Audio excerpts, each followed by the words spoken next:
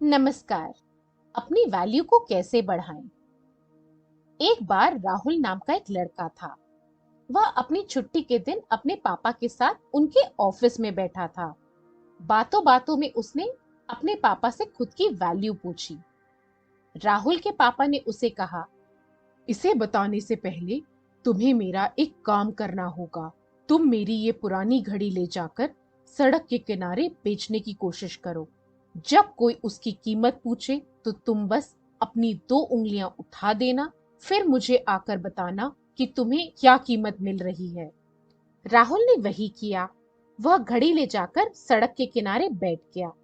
उतने में एक बूढ़ा आदमी वहां आ गया और उसने राहुल से पूछा, बेटा, यह घड़ी कितने में बेचोगे? राहुल कुछ नहीं बोला और उसने अपनी 2 उंगलियां उठा दी। बूढ़ा इंसान बोला, 200? ठीक है, मैं इस घड़ी का 200 दूंगा, मुझे दे दो।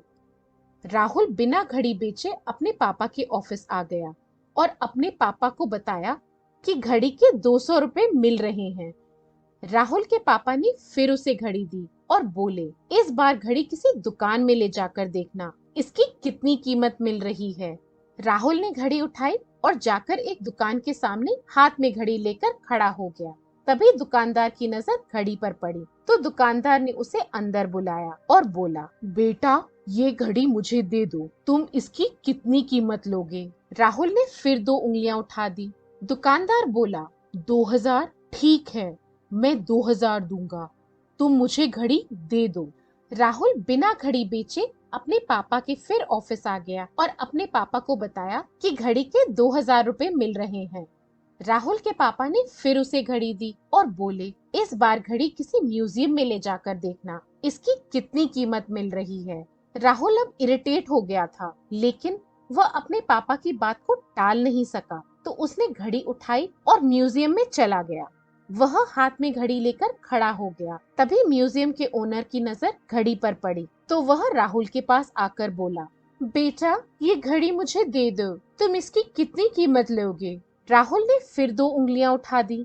म्यूजियम का ओनर बोला, 2 लाख? ठीक है, मैं 2 लाख दूंगा, तुम मुझे घड़ी दे दो। राहुल बिना घड़ी बेचे अपने पापा के फिर ऑफिस आ गया और अपने पापा को बताया कि घड़ी के 2 लाख रुपए मिल रहे हैं। फिर पापा ने राहुल को समझाते हुए कहा, अब तुम्हें समझ आया कि तुम्हारी वैल्यू क्या है? तुम्हारी वैल्यू तुम पर निर्भर करती है कि तुम अपने आप को कहाँ रखना चाहते हो। समाज में वैल्यू तब होती है जब हम किसी ऐसे जगह पर होते हैं जिसकी मान्यता सबसे ऊपर हो, जैसे कोई उच्च पद पर कार्यकर्ता, राजनेता या कोई प्रशंसनीय व्यक्ति। हमें अपनी वैल्यू को खुद ही बनाना होता है। हमें ही तय करना होता है कि हम अपने आप को किस श्रेणी के लिए तैयार करना चाहते हैं। अगर समाज में अपनी वैल्यू सबसे ऊपर चाहते हो तो उसके लिए कठिन परिश्रम करके ऊंचा मुकाम हासिल करना होगा। कठिन परिश्रम से ही हम अपनी वैल्यू को सामाजिक रूप से बढ़ा सकते हैं और हमें इतना काबिल बनना चाहिए कि हम किसी दूसरे की मदद कर सकें। अगर आप या आपका कोई भी जानकार यह सोचकर निराश हो गया है कि दुनिया में उसकी कोई वैल्यू नहीं है, तो शायद ये कहानी उसे परिश्रम करके आगे बढ़ने की प्रेरणा दे। इसलिए इस वीडियो को ज्यादा से ज्यादा शेयर करें। अगर आपको यह वीडियो अच्छी लगी हो तो जरूर लाइक और कमेंट करें और ऐसी मोटिवेशनल वीडियोस को देखने के लिए हमारे चैनल को सब्सक्राइब और हमें फॉलो जरूर करें। इस विचार के साथ एक महान जीवन का आनंद लें। धन्यवाद।